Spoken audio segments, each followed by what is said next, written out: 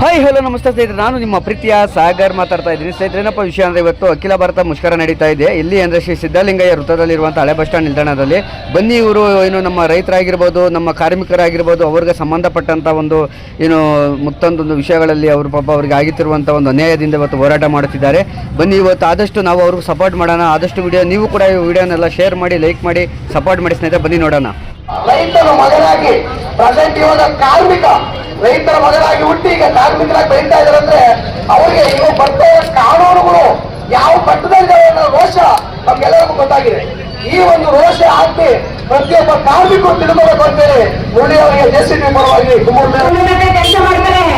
ಕನಿಷ್ಠ ಕೂಲಿ ಇಲ್ಲ, ಆಶಾ ಕಾರ್ಯಕರ್ತರಿಗೆ ಕನಿಷ್ಠ ಕೂಲಿ ಇಲ್ಲ, ಇದು ಮರೆಯುವಂತ ಫಸಲಿಗೆ ಬೆಲೆ ಇಲ್ಲ, ಅವರಿಗೆ ಒಂದು ಬೆಳೆ ಪಾಲಿಸಿ ಇಲ್ಲ, ಮಿನಿಮಮ್ ಪ್ರೈಸ್ ಇಲ್ಲ. ಹಾಗಾಗಿ ರೈತರ ಆತ್ಮಹತ್ಯೆಗಳು ಕಳೆದ 30 ವರ್ಷಗಳಲ್ಲಿ ಈ ಮುಷ್ಕರಕ್ಕೆ ಬೆಂಬಲ ಕೊಟ್ಟಿರುವಂತಹ ದೊಡ್ಡಬಳ್ಳಾಪುರದ ವ್ಯಾಪಾರಸ್ಥ ಬಂಧುಗಳಿಗೆ, ನಾಗರಿಕ ಬಂಧುಗಳಿಗೆ ಗುಲಾಮಗಿರಿಗೆ ತಳ್ಳುವ 4 ಸಂಹಿತೆಗಳು ರದ್ದಾಗಲೇಬೇಕು.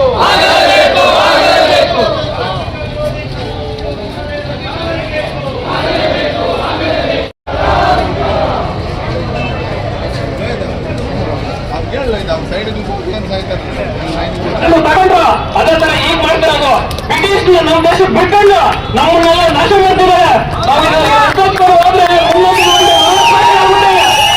ಪ್ರತಿಯೊಬ್ಬ ಕಾರ್ಮಿಕರಿಗೂ, ಪ್ರತಿಯೊಬ್ಬರು ಕೃಷಿಕರಿಗೂ, ಪ್ರತಿಯೊಬ್ಬರು ಯುವಕರಿಗೂ, ಯುವತಿಯರಿಗೂ ಪ್ರತಿಯೊಬ್ಬರು ಹೇಳ್ತಿರೋದು.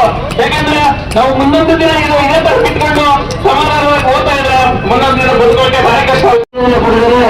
ಅದೇ ರೀತಿ ಈ ಜಿಲ್ಲೆಯ ಮತ್ತೆ ತಾಲೂಕಿನ ಎಲ್ಲ ಸಂಘಟನೆಗಳು ಸೇರಿ ನಾವು ರೈತರ ಮತ್ತು ಕಾರ್ಮಿಕರ ಪರವಾಗಿದ್ದೀವಿ ಅಂತೇಳಿ ಎಲ್ಲರೂ ಒಂದು ಸಹಕಾರ ಕೊಡ್ತಾ ಇದ್ದಾರೆ.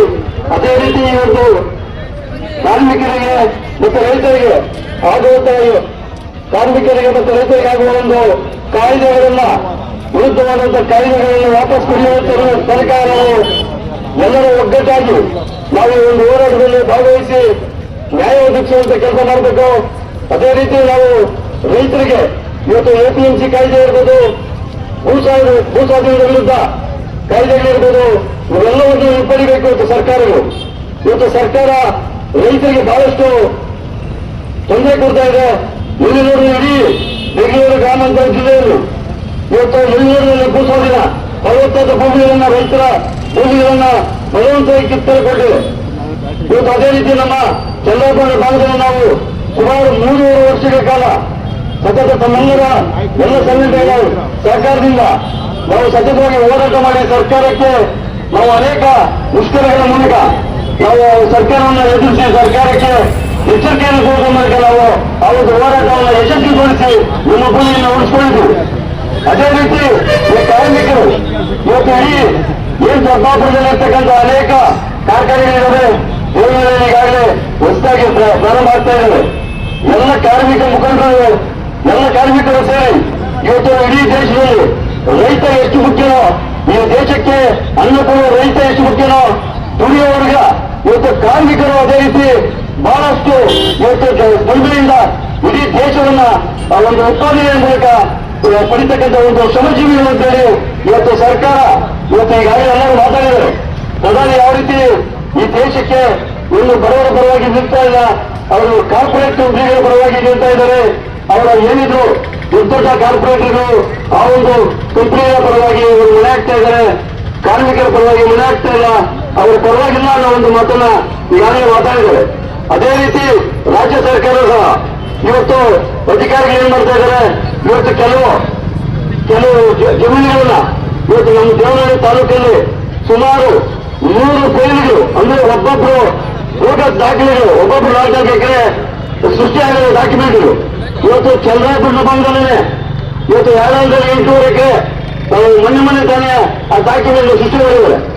ಆ ರೀತಿ ಇವತ್ತು ಸರ್ಕಾರದಲ್ಲಿ ಅಧಿಕಾರಿಗಳು ಯಾವ ರೀತಿ ಹಣವನ್ನು ಮಾಡೋದ್ರ ಮೂಲಕ ಯಾರೋ ಬೇರೆ ಹೆಸರು, ಯಾರೋ ಬೆಂಗಳೂರು ಹೆಸರು ಹೆಸರಲ್ಲಿ ನಮ್ಮ ಚಂದ್ರಾಪುರ ಭೂಮಿನ, ನಮ್ಮ ಯಾವ್ದಾದ್ರು ಭೂಮಿನ ಅವ್ರ ಹೆಸರು ಮಾಡ್ಕೊಡ್ಬೇಕು. ಅವ್ರ್ಯಾರು ಇಲ್ಲಿ ಯಾರು ಇದೆ, ಇಲ್ಲಿನ ರೈತರು ಅದನ್ನ ಅನುಭವಿಸ್ತಾ ಇರ್ತಕ್ಕಂಥ ರೈತರು ಅದನ್ನ ಒಂದು ವಸತಿ ರೈತರಿಗೆ ಅದನ್ನ ಉಳಿಬೇಕಾಗಿ ಒಂದು ಹೋರಾಟ ಮಾಡಬೇಕಾಗ್ತದೆ. ಈ ತರ ತಾಲೂಕಲ್ಲಿ ಸುಮಾರು 100 ಫೈಲು ಏನು ಪ್ರತಿಯೊಬ್ಬ ಮಂತ್ರಿಗಳಿಗೆ ಮುಂಜಾನೆ ರೀತಿ ದಾಖಲೆ ಸೃಷ್ಟಿ ಆಗ್ತಾ ಇದ್ರು. ಇವತ್ತು ಜಿಲ್ಲಾಧಿಕಾರಿಗಳೆಲ್ಲ ಎಚ್ಚೆತ್ಕೊಳ್ಬೇಕು, ಇದನ್ನು ತನಿಖೆ ಆಗ್ಬೇಕಾಗ್ತದೆ.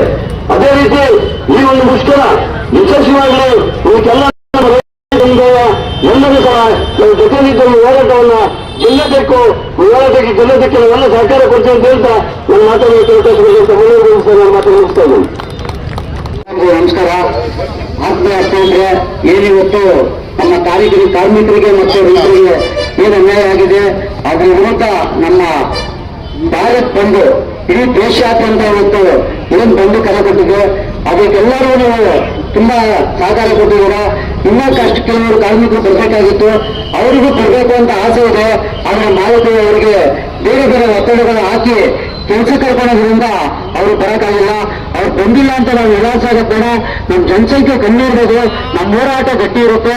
ದಯಮಾಡಿ ಮುಂದಿನ ದಿನಗಳಲ್ಲಿ ಇನ್ನ ನಾವು ಎಚ್ಚೆತ್ಕೊಳ್ಬೇಕಾಗುತ್ತೆ. ಅವ್ರು ಏನೇ ಕಾನೂನು ತಂದ್ರು ನಾವು ಎಲ್ಲಿ ಗಂಟೆ ದಿಗಿ ಬೀಳ್ತೀವೋ ಅಲ್ಲಿ ಗಂಟೆ ನಮ್ಮನ್ನು ದಿಗಿ ಬಿಡಿಸ್ತಾನೆ ಇರ್ತಾರೆ. ನಾವು ಎಲ್ಲಿ ಎತ್ತು ನಿಂತ್ಕೊಂತೀವೋ ಅವಾಗ ಅವರು ದಿಗಿ ಬೀಳ ಸ್ಟಾರ್ಟ್ ಆಗ್ತಾರೆ. ಅದನ್ನು ನಾವೆಲ್ಲರೂ ಕೈಗೊಳ್ಬೇಕು. ಆಮೇಲೆ ಎಷ್ಟೇ ಸಂಘ ಇಟ್ಕೊಳ್ತಿಲ್ಲ ಕಾರ್ಮಿಕ ಇಲಾಖೆಗಳಿಗೆ ಮತ್ತೆ ಸಂಘಟನೆಗಳಲ್ಲಿ ಯೂನಿಯನ್ ಅಂತ ಮಾಡ್ಕೊಬೇಕು ನಾವು. ಅವರು ಬಿಡ್ತಾ ಇಲ್ಲ, ಇಷ್ಟೇ ಜನಕ್ಕೆ ಇದ್ರೆ ಮಾತ್ರ ಯೂನಿಯನ್ ಮಾಡೋದಕ್ಕೆ ಬಿಡೋದು ಅಂತ ಅವ್ರು ಒತ್ತಡ ಹಾಕಿ ನಮ್ಮನ್ನೇ ಚಿರುತಿರುವಂತ ಕೆಲಸ ಮಾಡ್ತಾ ಇದ್ದಾರೆ. ಅಲ್ಲಿ ನಾವು ಬಲವಾದ ಸಂಘಟನೆಗಳ ಬೆಂಬಲವಾಗಿ ತಗೊಂಡು ನೀವೊಂದು ಯೂನಿಯನ್ ನ ಬಲನ ಪಡ್ಕೊಬೇಕು. ಅಲ್ಲಿ ಕಾರ್ಮಿಕ ಇಲಾಖೆಯವರಿಗೆ ಫ್ಯಾಕ್ಟ್ರಿಗಳಲ್ಲಿ. ಆಮೇಲೆ ನಮ್ಮ ಇವರು ಸುಮಾರು ಜನ ಹೇಳಿದ್ರು ನಮ್ಗೆ ಮೋದಿಜಿಯವರು ಬಂದಾದ್ಮೇಲೆ ಏನು ಮಾಡ್ತಾ ಇದ್ದಾರೆ. ಫಸ್ಟ್ ಅವರು ತಂದಿದ್ರೆ ಸಂವಿಧಾನ ವಿರೋಧಿ ನೀತಿಗಳು, ಸಂವಿಧಾನದ ಬದಲಾವಣೆ ಮಾಡ್ತೀನಿ ಅಂತ ಬಂದಿರುವಂತ ಸರ್ಕಾರ ಅದು. ನಿಜವಾಗ್ಲೂ ಸಂವಿಧಾನ ಅಡಿಯಲ್ಲಿ ನಾವೆಲ್ಲ ಸಾಕಷ್ಟು ಸೌಲಭ್ಯಗಳನ್ನ ಪಡಿತಾ ಇದ್ದೀವಿ. ಸಂವಿಧಾನ ಉಳಿಸೋದ್ರೆ ನಾವೆಲ್ಲ ಉಳಿದಂಗೆ. ದಯಮಾಡಿ ಎಲ್ಲ ಕಾರ್ಮಿಕರು, ರೈತರು, ಬಡವರು, ದಲಿತರು, ಶೋಷಿತವರು, ಹಿಂದುಳಿದವರು ಎಲ್ಲರೂ ಸಂವಿಧಾನ ಉಳಿಸೋಣ, ಸಂವಿಧಾನ ಬೆಳೆಸೋಣ. ದಯಮಾಡಿ ಈ ಕಾರ್ಯಕ್ರಮಕ್ಕೆ ಬಂದಂತ ಎಲ್ಲರಿಗೂ ಧನ್ಯವಾದಗಳು. ಏನು ಹೋರಾಟಕ್ಕಾಗಲಿ ನಾವು ಕನ್ನಡ ಪಕ್ಷ ನಿರಂತರವಾಗಿ ನಿಮ್ಮ ಜೊತೆ ಬೆಂಬಲ ಇರುತ್ತೆ ಅಂತ ಹೇಳ್ತಾ ನಾನು ಮಾತು ಮುಗಿಸಿ ಸರ್ಕಾರದ ಉದ್ದೇಶ ಭೂಮಿಯನ್ನು ಸ್ವಾಧೀನಪಡಿಸಿಕೊಂಡು ತಮ್ಮ ಹಿಡಿತದಲ್ಲಿ ಇಟ್ಕೊಳ್ಳೋಕೆ ಒಂದೇ ಒಂದು ಕಾರಣಕ್ಕೋಸ್ಕರವಾಗಿ ಭೂ ಸ್ವಾಧೀನವನ್ನ ಮಾಡ್ಕೊಳ್ಳುವಂತ ಪ್ರಯತ್ನವನ್ನು ಈ ನಮ್ಮ ಭೂಗಡಗಳು ಕೂಡ ಮಾಡುವಂತ ಪ್ರಯತ್ನ ಆಗ್ತಾ ಇದೆ ಹೊರತು ನಿಜವಾಗ್ಲೂ ಕೂಡ ಉದ್ದೇಶವನ್ನ ಇಟ್ಕೊಂಡು ಭೂ ಸ್ವಾಧೀನ ಪ್ರಕ್ರಿಯೆಯನ್ನ ಮಾಡ್ತಾ ಇಲ್ಲ. ಅವರ ಸಾಂದರ್ಭಿಕವಾಗಿ ಮುಂದಿನ ಆಲೋಚನೆಗಳನ್ನ ಇಟ್ಕೊಂಡು ಈ ಒಂದು ಹಳ್ಳಿಗಳ ಪಕ್ಕದಲ್ಲಿ ಭೂಮಿಗಳನ್ನ ಹೊಡಿಬೇಕು ಅಂತೇಳಿ ಉದ್ದೇಶ ಇಟ್ಕೊಂಡು ಮಾಡಿದ್ದಾರೆ. ಅದೇ ರೀತಿಯಲ್ಲಿ ನಮ್ಮ ದೊಡ್ಡ ಬಂದಲ್ಲೂ ಕೂಡ ಭೂಸ್ವಾಧೀನ ಪ್ರಕ್ರಿಯೆಯನ್ನ ಔಷಧಿ ಮಾಡಬೇಕು ಅಂತ ಒಂದು ಪ್ರಸ್ತಾವನೆ ಇವತ್ತು ಸ್ವಲ್ಪ ವಿಳಂಬ ಮಾಡಿಕೊಂಡು ನಿಂತಿದ್ದಾರೆ. ಹಾಗೆ ಮುಂದಿನ ಹೋರಾಟಗಳು ಕೂಡ ನಾವು ಮಾಡಬೇಕಾಗ್ತದೆ. ಎರಡನೇ ವಿಚಾರ ಅಂತ ಬಂದಾಗ ಇವತ್ತೇನು ಕಾರ್ಮಿಕ ಸಂಘಟನೆಗಳ 4 ವಿರೋಧ ನೀತಿಗಳನ್ನ ಇವತ್ತು ನಾವೇನು ವಿರುದ್ಧಿಸಿ ಏನು ರೈತರ ಮಕ್ಕಳ ಕಾರ್ಮಿಕರ ಮೇಲೆ ಪ್ರಭಾವವನ್ನು ಬೀರಿ ಮಾಲೀಕರ ಪರವಾಗಿ ಸರ್ಕಾರ ಏನು ಹೊರಟಿದೆ, ಅದಕ್ಕೆ ನಮ್ಮ ಎಲ್ಲ ರೈತ ಸಂಘಟನೆಗಳ ರೈತರಾಗಿ ನಾವು ಕೂಡ ಅದನ್ನು ವಿರೋಧವನ್ನ ಮಾಡ್ತಾ ಇದ್ದೇವೆ. ಯಾಕೆ ಅಂತಂದ್ರೆ ಕಾರ್ಮಿಕರೆಲ್ಲರೂ ಕೂಡ ರೈತರ ಮಕ್ಕಳು 80% ಇರೋ ದಿವಸದಿಂದ ನಾವು ಕೂಡ ಕಾರ್ಮಿಕರ ಪರವಾಗಿ ಹೋರಾಟವನ್ನು ಮಾಡಲಿಕ್ಕೆ ನಾವೆಲ್ಲರೂ ಕೂಡ ಸಂಘಟಿತರಾಗಿ ಇಟ್ಟಿರೋದು ಕೂಡ ಒಂದ್ ಕಡೆ ಭಾಗವಹಿಸಿದೆ. ಮೂರನೇ ವಿಚಾರ ಅಂತ ಬಂದಾಗ ಬೆಂಬಲ ಬೆಲೆ. ಇವತ್ತು ಬೆಂಬಲ ಬೆಲೆಯಲ್ಲಿ ಎಲ್ಲ ಆಹಾರ ಪದಾರ್ಥಗಳನ್ನ ಖರೀದಿ ಮಾಡಬೇಕು ಅಂತೇಳಿ ಈಗಾಗಲೇ ಆಯೋಗದ ಸ್ವಾಮಿನಾಥನ ವರದಿ ಪ್ರಕಾರ ಇನ್ನೂ ಹಲವಾರು ರೀತಿಯಲ್ಲಿ ಕೊಟ್ಟಿರ್ತಕ್ಕಂಥ ವರದಿಗಳ ಪ್ರಕಾರ ಇಡೀ ಸರ್ಕಾರ ಎಲ್ಲ ಧಾನ್ಯಗಳನ್ನು ಮಾಡಿಕೊಳ್ಬೇಕು ಅಂತಿದ್ರು ಕೂಡ ಕನಿಷ್ಠ ಕಾರ್ಯಕ್ರಮ ಭತ್ತ, ರಾಗಿ, ಜೋಳ ಇವನು ಕೂಡ ಅವ್ರ ಕೈಲಿ ಕೊಂಡ್ಕೊಳ್ಳಿಕ್ಕೆ ಸಾಧ್ಯ ಆಗ್ತಾ ಇಲ್ಲ. ಯಾಕೆಂತಂದ್ರೆ ಅವ್ರ ಸರ್ಕಾರದಲ್ಲಿ ದುಡ್ಡಿಲ್ಲ. ದುಡ್ಡನ್ನ ಎಲ್ಲಾಗ್ತಾ ಇದ್ರೆ ಗೊತ್ತಾ? ಮೊದಲೆಲ್ಲ 20 ವರ್ಷಗಳ ಹಿಂದೆ ನಾವು ಹುಟ್ಟಿದ ತಿಳುವಳಿಕೆ ಬಂದಂತ ಸಂದರ್ಭದಿಂದ ಎಲ್ಲ ಗ್ರಾಮೀಣಾಭಿವೃದ್ಧಿ, ಪಂಚಾಯತ್ ರಾಜ್ ಅಭಿವೃದ್ಧಿಗಳು, ಊರಲ್ಲಿರ್ತಕ್ಕಂಥ ಕೆರೆ, ಕುಂಟೆ, ರಸ್ತೆ, ಕಾಲುವೆ, ಚರಂಡಿ, ಶೌಚಾಲಯಗಳು, ರೈತರಿಗೆ ವೈಯಕ್ತಿಕವಾದಂತಹ ಅಭಿವೃದ್ಧಿ ಕಾರ್ಯಕ್ರಮಗಳನ್ನ ಹಮ್ಮಿಕೊಳ್ತಾ ಇದ್ರು. ಇವತ್ತೆಲ್ಲ ಬೃಹತ್ ಕೈಗಾರಿಕೆಗಳು ಭೂ ಸ್ವಾಧೀನಕ್ಕೆ ಎಲ್ಲ ಯಾವುದೋ ಜಮೀನಿಗೆ ಅಭಿವೃದ್ಧಿ ಮಾಡ್ತೀವಿ ಅಂತ ಹೇಳಿ ಬೇರೆ ಬೇರೆ ಸಣ್ಣ ಕೈಗಾರಿಕೆಗಳು ಭೂ ಅಭಿವೃದ್ಧಿ ಅಂತೇಳಿ ಗ್ರಾಮೀಣಾಭಿವೃದ್ಧಿ ಕೊಡ್ತಾ ಇರ್ತಕ್ಕಂಥ ಹಣವೆಲ್ಲ ತಗೊಂಡು ಬೇರೆ ಕಡೆ ದೊಡ್ಡ ದೊಡ್ಡ ಮಾಲೀಕರುಗಳಿಗೆ ಆಗ್ತಾ ಇದ್ದಾರೆ ಕಮಿಷನ್ ಹೊಡ್ಲಿಕ್ಕೆ ಅಂತೇಳಿ ಇಲ್ಲಿ ಯಾವುದೇ ರೈತರಿಗೆ ಪ್ರಾಜೆಕ್ಟ್ಗಳನ್ನ ಕೊಡ್ತಾ ಇಲ್ಲ. ಇನ್ನು ಆಸ್ಪತ್ರೆ ನಮಗೆ ಪೇಪರ್ ಬಂದಿದೆ, ನಾವು ಅದನ್ನು 1.5 ತಿಂಗಳಿಂದ ಕೂಡ ನಾವು ಚರ್ಚೆ ಮಾಡಿದ್ವಿ. ಯಾವುದೇ ಆಸ್ಪತ್ರೆಯಲ್ಲಿ ಒಂದೇ ಒಂದು ಚಿಕಿತ್ಸೆ ಇಲ್ಲ, ಒಂದೇ ಒಂದು ಔಷಧಿಗಳಿಲ್ಲ, ಜ್ವರಕ್ಕೆ ನೆಗಡಿಗೆ ಒಂದು ಮಾತ್ರ ಇಲ್ಲ ಅಂತೇಳಿ ದೊಡ್ಡ ದೊಡ್ಡ ಆಸ್ಪತ್ರೆ ಉದಾಹರಣೆಯನ್ನು ತೆಗೆದುಕೊಂಡು ನಾವಲ್ಲೊಂದು ಏನು ರಾತ್ರಿ ಹೊತ್ತು ಮೆಡಿಸಿನ್ ಕೊಡ್ಲಿಕ್ಕೆ ಒಬ್ಬ ನರ್ಸ್ ಕೂಡ ಇಲ್ಲ, ಇಬ್ಬರು ನರ್ಸ್ ಇರ್ತಕ್ಕಂಥದ್ದು ಅಂತೇಳಿ ಒಂದು ಹೋರಾಟ ಮಾಡಿದಂತ ಸಂದರ್ಭ ಚರ್ಚೆ ಮಾಡಿದರೆ ಇವತ್ತು ದೇಶ ಮತ್ತು ರಾಜ್ಯದಾದ್ಯಂತ ಯಾವುದೇ PHC ಸಮುದಾಯ ಆಸ್ಪತ್ರೆಗಳಲ್ಲಿ ಕಿಂಚಿತ್ ಅಭಿವೃದ್ಧಿ ಮಾಡಲಿಕ್ಕೆ ಔಷಧಿಗಳಿಲ್ಲ ಅಂತೇಳಿ ಇವತ್ತು ಸರ್ಕಾರದ ರಿಪೋರ್ಟ್ ಬಂದಿದೆ. ಎಲ್ಲ ಪೇಪರ್ಗಳು ಕೂಡ ಇವತ್ತು ಮುಖ್ಯವಾಹಿನಿಯಲ್ಲಿ ಬಂದಿದೆ. ಅಂದ್ರೆ ಸರ್ಕಾರ ಯಾವ ರೀತಿ ನಡೆಸ್ತಾರೆ ಅಂತ ನೀವೆಲ್ಲ ಅರ್ಥ ಮಾಡ್ಕೋಬೇಕು. ಹಾಗಾಗಿ ಅದು ಕೂಡ ಒಂದು ಅಂಶ ಅಂತ ಹೇಳಲಿಕ್ಕೆ ಬಯಸ್ತೇನೆ. ಇನ್ನು ಬಹಳ ಮುಖ್ಯವಾಗಿ ಬೆಂಬಲವಾಗಿ ರಾಗಿ ಖರೀದಿ ಮಾಡ್ಲಿಕ್ಕೆ ಆಗ್ತಾ ಇಲ್ಲ. ನೋಂದಣಿ ಮಾಡ್ಕೊಳ್ಳಿಕ್ಕೆ ಇನ್ನೂ ಸುಮಾರು ದೊಡ್ಡಬಳ್ಳಾಪುರದಲ್ಲಿ 10,000-15,000 ರೈತರು ಇನ್ನೂ ಕೂಡ ನೋಂದಣಿ ಮಾಡ್ಕೊಳ್ಳಕ್ ಆಗಿಲ್ಲ. ಇನ್ನು ಖರೀದಿ ಅಂತ ಡೇಟ್ ಫಿಕ್ಸ್ ಕೂಡ ಮಾಡಲಿಲ್ಲ. ಹಾಗಾಗಿ ಇದನ್ನು ಕೂಡ ನಾವು ಒತ್ತಾಯ ಮಾಡ್ತಾ ಇದ್ದೀವಿ, ಸಭೆ ಮೂಲಕ ನೋಂದಣಿ ಮಾಡ್ಕೋಬೇಕು, ಯಾವತ್ತೊಂದು ದಿನಾಂಕವನ್ನು ಗೊತ್ತುಪಡಿಸಬೇಕು ಅಂತೇಳಿ ಆ ವಿಚಾರನೂ ಕೂಡ ಇಲ್ಲಿ ಚರ್ಚೆ ಮಾಡಲಿಕ್ಕೆ ಅವಕಾಶವನ್ನು ಕೊಟ್ಟಿದ್ವಿ. ಇನ್ನ ಆಮದು ಮಾಡ್ಕೊಬೇಕು ಅಂತೇಳಿ ಏನು ಇವತ್ತು ಕೇಂದ್ರ ಸರ್ಕಾರ ಹೊರಟಿದ್ದಾರೆ. ಬಹಳ ಮುಖ್ಯವಾಗಿ ಹೈನುಗಾರಿಕೆ ಅನ್ನೋ ಪ್ರಶ್ನೆ ಇಲ್ಲಿದೆ. ಇದು ಬಹಳ ಮುಖ್ಯ. ಯಾಕೆ ಅಂತಂದ್ರೆ ಇವತ್ತು 40-50% ಮಹಿಳೆಯರು ಗ್ರಾಮೀಣ ಭಾಗದಲ್ಲಿ ಕಾರ್ಮಿಕರು, ಮಕ್ಕಳು ಕಾರ್ಮಿಕರಾಗಿರ್ತಾರೆ. ಅಲ್ಲಿ ಮನೆಯಲ್ಲಿ ಇರ್ತಕ್ಕಂಥ ಮಹಿಳೆಯರು ತಾವು ರೈತರು ಅಂತೇಳಿ ಗುರುತಿಸಿಕೊಂಡು ಹೈನುಗಾರಿಕೆ ಮೂಲಕ ತಮ್ಮ ಜೀವನವನ್ನು ನಡೆಸ್ತಾ ಇದ್ದಾರೆ. ಹೈನುಗಾರಿಕೆ ಯಾಕೆ ಹೇಳ್ತಾ ಇದ್ದೀನಿ ಅಂತಂದ್ರೆ ಇವತ್ತು ಹಳ್ಳಿಗಳಲ್ಲಿ ಉಳಿದಿರೋದು ಇದೊಂದೇ ವಿಚಾರ. ಹೈನುಗಾರಿಕೆಯಿಂದ ಜೀವನ ನಡೆಸ್ತಾ ಇರ್ತಕ್ಕಂಥ ಒಂದು ಅಭಿವೃದ್ಧಿ ಕಾರ್ಯಕ್ರಮ ಅಂತ ಇಟ್ಕೊಂಡು ಮನೆಯಲ್ಲಿ ಬದಲಾವಣೆ ಮಾಡ್ತಾ ಇದ್ದಾರೆ. ಇವತ್ತು ಹೈನುಗಾರಿಕೆ ಉತ್ಪನ್ನಗಳು ಸುಮಾರು ಆಮದನ್ನು ಮಾಡಿಕೊಂಡ್ರೆ, ಬೇರೆ ಬೇರೆ ದೇಶಗಳಿಂದ ಮಾಡಿಕೊಂಡ್ರೆ ನಮ್ಮ ಮನೆಯಲ್ಲಿ ಇರ್ತಕ್ಕಂಥ ಮಹಿಳೆಯರಿಗೆ ಕೆಲಸ ಇಲ್ಲ, ಉದ್ಯೋಗ ಇಲ್ಲ, ಹಾಲಿಲ್ಲ, ಹಸು ಸಾಕಾಣಿಕೆ ಮಾಡೋಕ್ಕಾಗ್ತಾ ಇಲ್ಲ.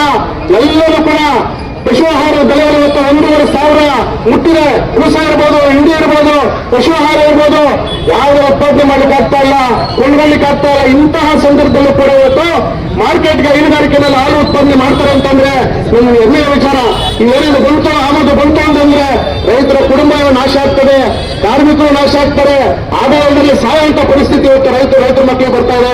ಹಾಗಾಗಿ ಅದನ್ನ ಯಾವುದೇ ಕಾರಣಕ್ಕೂ ಆಮದು ಮಾಡ್ಲಿಕ್ಕೆ ಕೊಡೋದಿಲ್ಲ ಅಂತೇಳಿ ನಮ್ಮ ರೈತ ಸಂಘಟನೆಗಳು ನಾವೆಲ್ಲ ಸೇರಿ ಈ ಹೋರಾಟದ ಮೂಲಕ ಸರ್ಕಾರಗಳಿಗೆ ಎಚ್ಚರಿಕೆ ಕೊಟ್ಟು, ಇನ್ನೊಂದು ಮಾತು ಏನಪ್ಪಾ ಅಂತಂದ್ರೆ ನಾವು ಇದೆಲ್ಲ ಚರ್ಚೆ ಮಾಡ್ತಾ ಇರ್ತೀವಿ.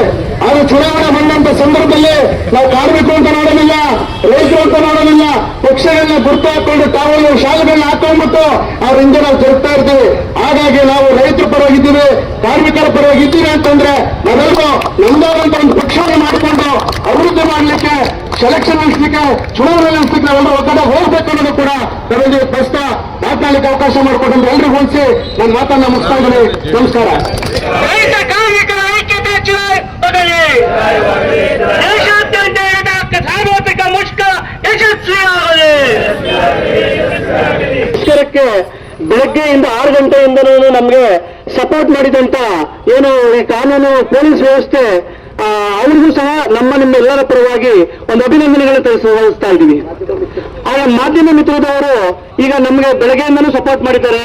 ಅವ್ರಿಗೂ ಸಹ ನಮ್ಮೆಲ್ಲರ ಪರವಾಗಿ ಒಂದು ಅಭಿನಂದನೆಗಳನ್ನು ತಿಳಿಸ್ತಾ ಇದ್ದೀವಿ.